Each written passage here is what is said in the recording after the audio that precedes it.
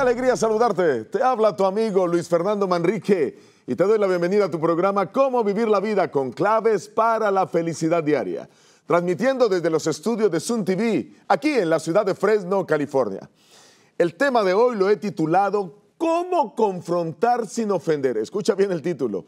¿Cómo confrontar sin ofender? Comienzo preguntando ¿cómo debes actuar tú frente a comportamientos destructivos de los demás? Frente a la ira, frente a la agresión, frente a la crítica, frente al juzgamiento, el chisme, la murmuración, la mentira, el soborno, etc. La mayoría de personas no están dispuestas a reconocer sus errores, ni a corregir su mal proceder. Incluso justifican sus malas acciones con frases como yo soy así, ¿por qué no me aceptan como soy? Así lo he hecho todo el tiempo, esa es mi vida, todos cometemos errores. A estas personas se les dificulta pedir disculpas e incluso se enojan cuando alguien valerosamente se acerca y les dice lo que están haciendo mal. Ahora, es muy normal que se enojen cuando quien llama la atención no sabe cómo hacerlo, porque a nadie le gusta que le estén señalando sus errores, a nadie le gusta que le estén señalando lo que hizo mal, especialmente cuando se hace o se señalan los errores de una manera incorrecta. Eres un mentiroso, o dijiste mentiras, eres un irresponsable, eres un vulgar, un grosero, un pendenciero. Las cosas se hacen bien o no se hacen, otra vez llegando tarde, borracho, empedernido. ¿Saben? Muy pocas personas logran desarrollar esa habilidad para poder llamar la atención de la manera correcta a los demás. Se necesita crear cierto tipo de hábitos, conocer ciertas maneras para con mucha prudencia y contacto llamar la atención a las personas sin que se enojen. Quienes logran desarrollar esa manera de hacerlo, pues se llenan de satisfacción y no solo eso, también ayudan a los otros a que puedan mejorar en su vida. Hoy, pues nos proponemos poder hablar acerca de esto. Y estas personas que aprenden a trabajar y a llamar la atención de la manera correcta, pues son personas que han adquirido buenos hábitos. Por ejemplo, son corteses, usan un tono de voz y un volumen de voz agradable, se mantienen siempre tranquilos, toman el control de la situación, no hacen suposiciones ni juzgan las intenciones, se informan antes de abordar a la persona y antes de abordar el tema. Piensan muy bien las palabras de tal manera que puedan decir cualquier cosa, pero evitando herir o incomodar. No dan rodeos. Hablan sobre la acción incorrecta sin atacar a la persona. Hacen preguntas reflexivas. Invitan a corregir el comportamiento que esa persona cometió en el futuro. Y por supuesto, los demás se sienten muy a gusto. ¿Están listos para que podamos comenzar en esta hora cómo confrontar sin ofender? Para eso necesitamos aprender de la sabiduría celestial. Y para eso necesitamos dejarnos guiar por Dios, quien es todopoderoso y quien va a orientarnos de la manera correcta en relación a cómo hacerlo.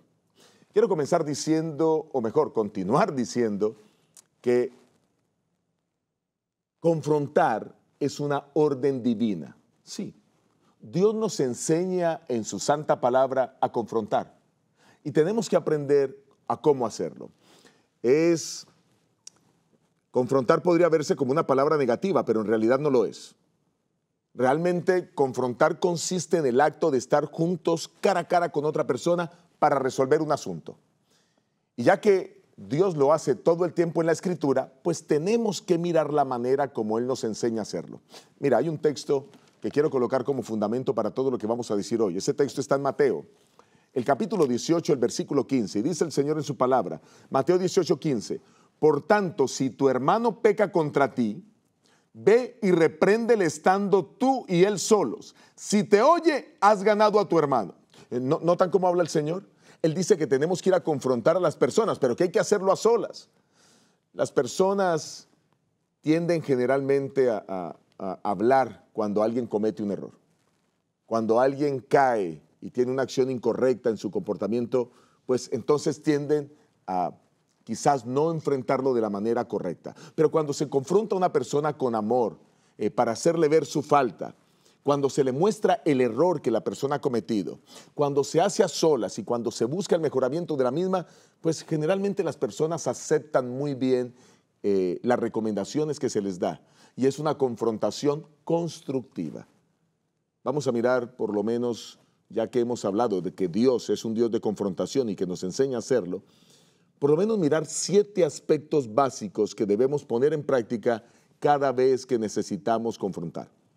Así que estamos listos. Te invito a que tomes papel y lápiz para que puedas poner esos 7 aspectos que Dios nos enseña, practicarlos en tu vida para de esta manera, cuando tengas que confrontar quizás a tu hijo, quizás a tu esposo, a tu esposa, quizás a algún compañero de trabajo, quizás a un hermano de la iglesia, puedas hacerlo con mucha sabiduría. Así que estamos listos, comencemos. Vamos a comenzar con el primer aspecto. Y este primer aspecto que vamos a tocar tiene que ver cómo confrontar espiritualmente. Y para eso voy a ir a lo que dice el apóstol Pablo en la palabra del Señor, en Gálatas, el capítulo 6, el versículo 1. Gálatas capítulo 6, el versículo 1. Miren cómo dice Dios en su palabra. Lean conmigo.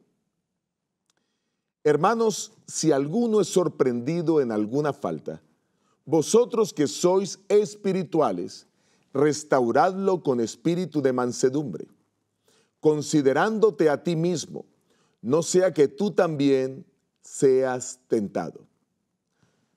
¿Saben ustedes que el apóstol Pablo aquí está hablando de que seamos cuidadosos y confrontemos a las personas en forma espiritual? Y me encanta la palabra que usa Pablo aquí, dice restauradlo, restauradlo. O sea, cuando yo confronto a alguien, el propósito es restaurar a esa persona. La palabra restaurar viene del griego katarsizo. Y esto significa reparar, adecuar, restaurar, poner en forma. Saben, los escritores griegos usaban, y que los que escribían sobre términos médicos, usaban este término catarsizo cuando se referían al entablillamiento de alguna articulación o hueso dislocado. Es lo mismo que hacen los médicos hoy. Dicho de otra manera, Dios exhorta a los que son espirituales a poner en su lugar al que se desvió, incluso cuando ha cometido pecados abiertos y que esos pecados han perjudicado a muchos. Quien está desviado puede ser cualquiera de los miembros de tu familia, puede ser cualquiera de los miembros de tu trabajo, pues necesita ser puesto en su lugar, pero hay que hacerlo con sumo cuidado. Ellos no necesitan que se les critique. Ellos lo que necesitan es nuestra ayuda. Ellos necesitan que alguien con amor, con paciencia, con bondad, con amabilidad, le haga caer en cuenta de su error. Pablo habla resuelta y categóricamente de aquellos que persisten en el pecado, pero también dice que hay que tratarlos con paciencia y con amor a fin de restaurarlos. ¿Recuerdan? El dedo entablillado o la articulación que está dislocada, ponerla en su lugar. Como lo decía el versículo anteriormente, este versículo de Gálatas 6:1, nosotros también debemos observarnos a nosotros mismos. Por eso el versículo sigue diciendo, con espíritu de mansedumbre, considerándote a ti mismo. Debemos tener presente que nosotros somos proclives a caer y que en algún momento podemos pecar.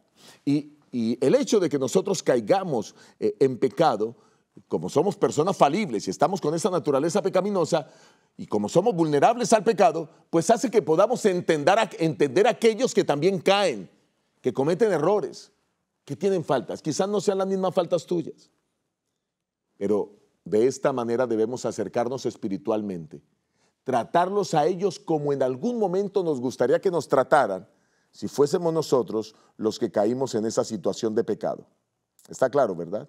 Así que allí está. Perfecto, el punto que nos declara el apóstol Pablo. Vamos a mirar el segundo aspecto. Y después de haber visto esto, el segundo aspecto es confrontar con mansedumbre. Ahora, ¿qué es confrontar con mansedumbre? Jesús es nuestro mejor ejemplo de mansedumbre. Ser manso implica ser bondadoso, tranquilo, suave. Cristo mismo lo declaró, hablando de que Él es un hombre manso y debemos aprender como Él. Eso está en Mateo 11:29 y quiero que lean este texto conmigo. Aprended de mí que soy manso y humilde de corazón. Saben, los que seguimos el ejemplo de Cristo, seremos personas bondadosas y compasivas al tratar a los demás. El propósito de la confrontación, recuerda siempre, es restaurar, enderezar a aquel que ha cometido el error. Cuando se habla con los descarriados, debiéramos practicar, pues, la regla de oro, de tal manera que nosotros podamos entender que deben ser tratados como nos gustaría ser tratados. Mateo 7:12, el Señor dice en su palabra, lee conmigo. Así que todas las cosas que queráis que los hombres hagan con vosotros, haced también vosotros con ellos, pues esta es la ley y los profetas. Como pastor, a lo largo de estos 25 años de ministerio, he visto cómo algunas personas que han llegado a la iglesia con alegría a participar de las actividades de la adoración, se han convertido o han sido objeto de crítica por otros, que en lugar de llamarles la atención con amor, o quizás siendo mansos como el Señor Jesús nos lo enseña, siendo dulces, siendo suaves, pues en tono áspero y a veces hasta en tono de disgusto y quizás en tono agresivo, han dicho cosas a las personas en relación a su indumentaria, a su vestido, y han terminado haciendo que esas personas se alejen de los caminos de Dios y de la iglesia. Cuán importante es que entendamos la mansedumbre y la suavidad al decir las cosas. Mucho tacto. Así que el tercer aspecto que quiero que toquemos en cuenta acerca de poder confrontar es que nosotros debemos confrontar con autoridad. Sí. El Señor Jesús lo expresó de la siguiente manera. En Mateo el capítulo 7, el versículo 5. Y quiero invitarte a que puedas leer este versículo conmigo. Saca primero la viga de tu propio ojo, y entonces verás bien para sacar la paja del ojo de tu hermano. Miren lo que Jesús acaba de decir. En lugar de estar viendo la paja en el ojo de tu hermano, mira la viga. La viga son esos travesaños de madera que se ponen en las edificaciones, esos travesaños horizontales, para sostener la estructura. Y el Señor está diciendo, mira, primero saca esa viga que está en tu ojo. Debemos demostrar a esas personas que nosotros no estamos para juzgarlas, sino para apoyarlas cariñosamente y ayudarles a que puedan superar las crisis o aún las caídas que han tenido. No podemos restaurar a otros a menos que nosotros seamos personas rectas, que tengamos la autoridad para llamar la atención a los demás. No podemos saber si somos rectos a menos que constantemente comparemos nuestra vida con la norma divina y participemos diariamente de la vida de Jesús.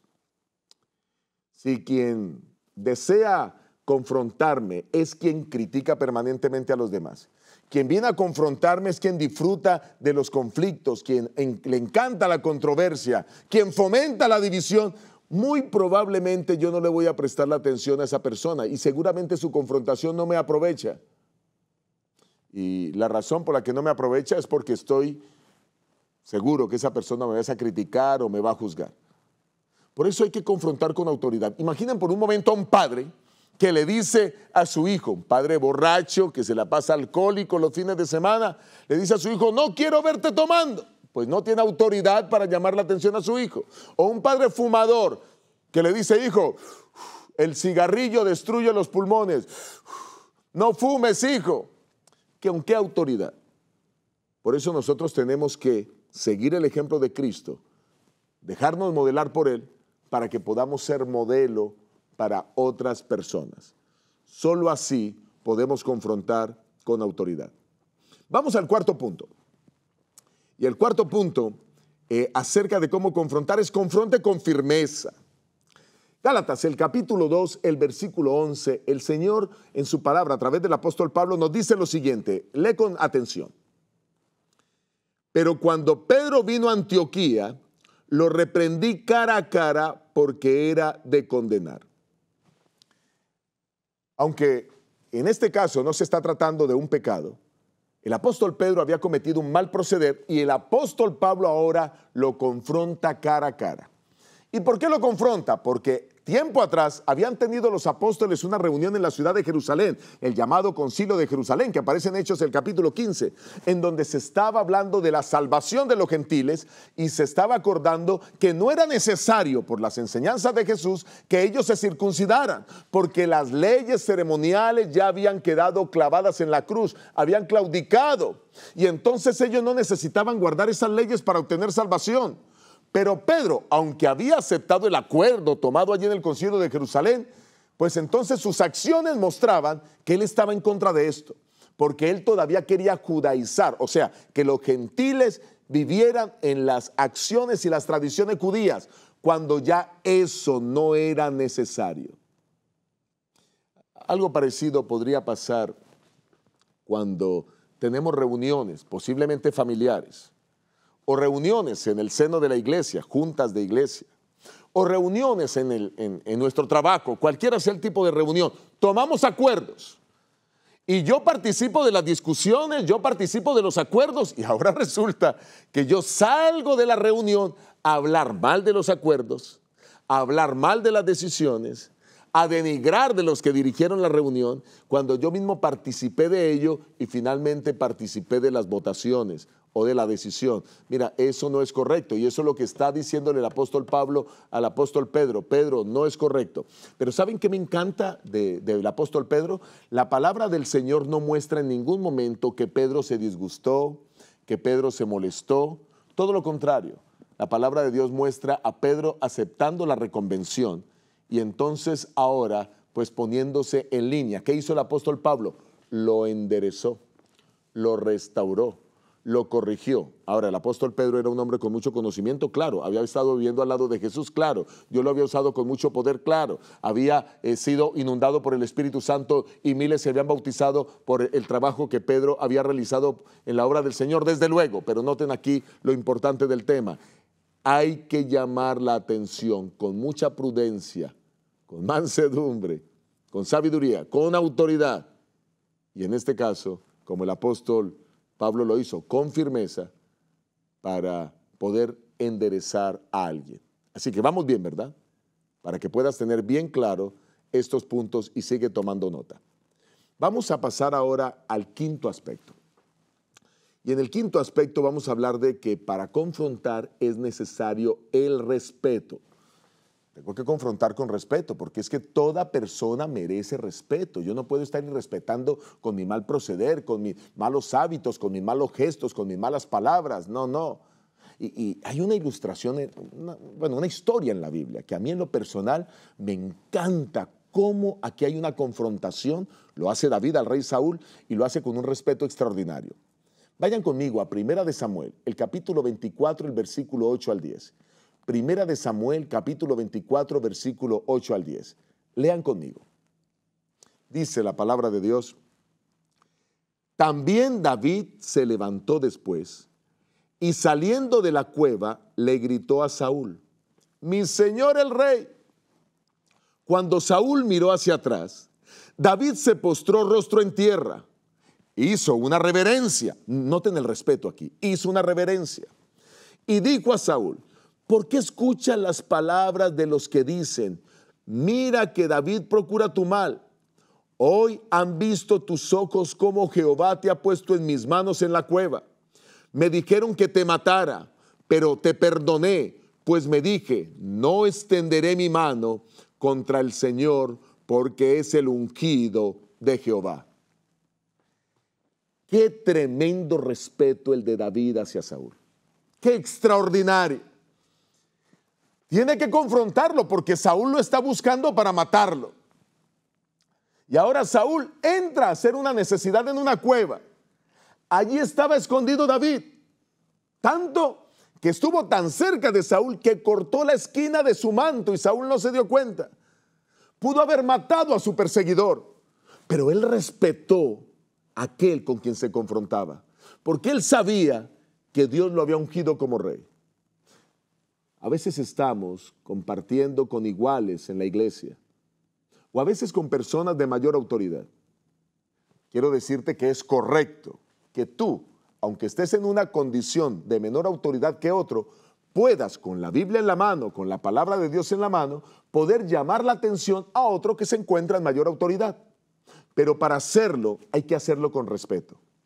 Cuando aprendemos a llamar la atención o a confrontar, siguiendo estos principios bíblicos, pues no vamos a tener mayores problemas, la gente va a aceptarlo.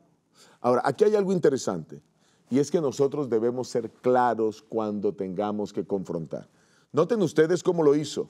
La confrontación, aquí en el caso de David, exigió una mezcla de firmeza, pero también de bondad. Hay que ser firme cuando confrontamos. Hay que ser bondadoso cuando confrontamos. Y hay que ser respetuoso cuando confrontamos. Todos somos pecadores sin excepción y podemos caer en una situación en la que alguien quizás tenga que llamarnos la atención a nosotros, pero no caigamos en el error de dañar a las personas. Mira, nunca hables de aquellos que se equivocan. Habla con ellos. No te prestes para conversar con otros, aquellos de los que se equivocan. No, habla con ellos. Y si han cometido el error contra ti, confróntalos. La confrontación debe hacerse no indirectamente y no mandar razones con otro o simplemente buscar a alguien de mayor autoridad y decir, mira, ¿por qué no va usted y habla con esa persona? No, tú tienes que hacerlo. Es mi responsabilidad cristiana hacerlo, pero vamos a hacerlo categóricamente, objetivamente y por supuesto directamente. Vamos al sexto aspecto, el sexto aspecto. Confronte, pero sea específico. Sí, describe exactamente el punto, lo que tú has observado que se hizo mal. No des rodeos y vueltas. Esto puede dañar los resultados de lo que tú quieres. Simplemente hay que decirle, mira, quiero hablar contigo acerca de este punto. Recuerdo que Jetro confrontó a Moisés por algo que él estaba haciendo mal. Y esa historia está registrada en Éxodo, el capítulo 18, el versículo 17 al 18. Éxodo 18, 17 al 18. Quiero que leas conmigo. Entonces el suegro de Moisés le dijo, no está bien lo que haces.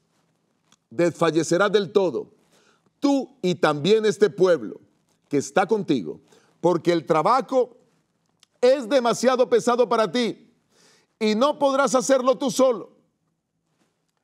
Noten ustedes cómo aquí está Jetro diciéndole a Moisés, mira Moisés, esto que estás haciendo de que tú solo atiendas a todas las personas es incorrecto, te vas a cansar y vas a cansar al pueblo, la gente haciendo filas de un día completo y no podían hablar contigo ese día, tenían que venir el otro día, no, hay que distribuir la autoridad. Y entonces Jetro le dice, ustedes conocen la historia, ¿verdad? Mira, nombra jefes sobre 1000, sobre 100, sobre 50 y sobre 10, que ellos atiendan los asuntos menores y los asuntos que ellos no puedan solucionar, que vengan a ti. Y así se solucionó el asunto. Qué interesante. Así que necesitamos entender que nosotros somos llamados a reconvenir, pero hacerlo de la manera correcta y con un asunto, tocando el asunto específico. Yo no sé cuál es el problema que tú estás enfrentando con alguien, o que alguien te ha hecho algo malo, o te ha gritado. Si alguien te ha gritado, tienes que decirle, mira, quiero decirte que me siento muy mal cuando tú me gritas. Hay que tocar el punto, sin rodeos. Vamos al séptimo y último aspecto que quiero destacar en esta hora, de cómo confrontar sin ofender. Y el punto aquí es bien interesante, es que usemos las palabras adecuadas. Sí, usemos las palabras adecuadas. Qué maravilloso que la palabra de Dios nos da tantas pautas para esto y nos muestra que hay que ser cuidadosos al hablar. Uno de los ejemplos extraordinarios que aparece en la Biblia es cuando el profeta Natán tuvo que preparar las palabras para hablar con el rey David y hacerle caer en cuenta a David del pecado que había cometido con Betsabé. Y ahora, miren cómo lo relata la Biblia. En 2 de Samuel, capítulo 12, versículo 1 al 7. 2 de Samuel, capítulo 12, versículo 1 al 7. Quiero que leas conmigo. Jehová envió a Natán ante David, y al llegar le dijo, había 2 hombres en una ciudad, uno rico y el otro pobre. El rico tenía numerosas ovejas y vacas, pero el pobre no tenía más que una sola corderita que había comprado y criado y que había crecido con él y con sus hijos juntamente, comiendo de su bocado, bebiendo de su vaso. y durmiendo en su seno igual que una hija. Un día llegó un viajero a visitar al hombre rico, y éste no quiso matar de sus ovejas y de sus vacas para dar a comer al caminante que había venido a visitarlo, sino que tomó la oveja de aquel hombre pobre y le preparó para quien había llegado de visita. Se encendió el furor de David violentamente contra aquel hombre y dijo a Natán: vive Jehová, que es digno de muerte el que tal hizo. Debe pagar 4 veces el valor de la cordera por haber hecho semejante cosa y no mostrar misericordia. Entonces dijo Natán a David: tú eres ese hombre. ¿Notaron ustedes? El profeta Natán iba con el rey, pero pudo haber escogido el decirle: tú eres un adúltero, eres un asesino, adulteraste con una mujer casada, asesinaste al esposo de esa mujer. Pero noten que Natán pensó bien las palabras. Aquí, por supuesto, Dios tuvo que intervenir y ayudarle, era un profeta. Y ahora, con las palabras bien pensadas, fue delante del rey. Y noten que ahora el rey, si ustedes siguen leyendo la historia, se compunge de corazón como consecuencia de su pecado. Y ahora siente dolor por lo que hizo mal. Qué bien lo hizo Natán. ¿Tú piensas muy bien las palabras antes de ir a confrontar a alguien? Les recomiendo incluso que las escriban, porque cuando tú puedes hacer eso, puedes incluso escribir las palabras, el escribir te obliga a pensar y entonces no haces daño. Todo lo contrario, esas palabras están diseñadas de tal manera que tú quieras ayudar al otro. ¿Sabes? A veces puedes pedir perdón usando tu móvil, tu celular, con personas a las que has ofendido, porque te da la oportunidad de escribir muy bien y pensando lo que has hecho. Hemos visto en el programa de hoy que hay por lo menos 7 aspectos básicos que debemos aprender al confrontar. Bueno, lo que primero aprendimos es que confrontar es de Dios. Dios confronta.